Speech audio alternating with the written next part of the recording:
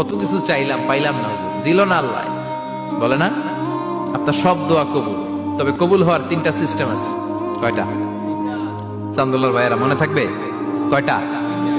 আপনি যত দোয়া করছেন সব কবুল, কারণ আল্লাহর কাছে কিছু চাইলে আল্লাহ ফিরাইয়া দিতে জানে না। আল্লাহ জানেই না কেমনে ফিরাইয়া দিতে হয়। সুবহানাল্লাহ কোন?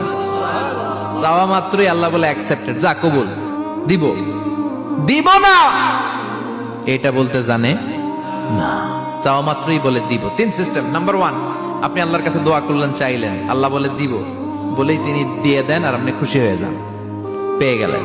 নাম্বার 2, আপনি আল্লাহর কাছে দোয়া করলেন, চাইলেন, তখনও আল্লাহ বলে দিব, তবে এখন না, সবুর, একটু পরে দিব। কখন দিলে আমার জন্য ভালো, আমার চেয়ে ভালো জানে কে, পরে দিবে।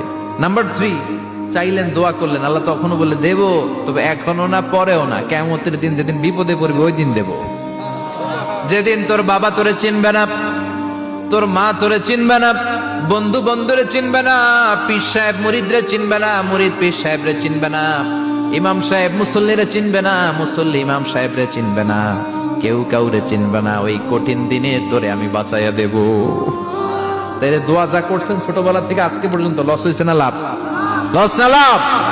এজন্য বেশি বেশি দোয়া করার দরকার আছে না নাই?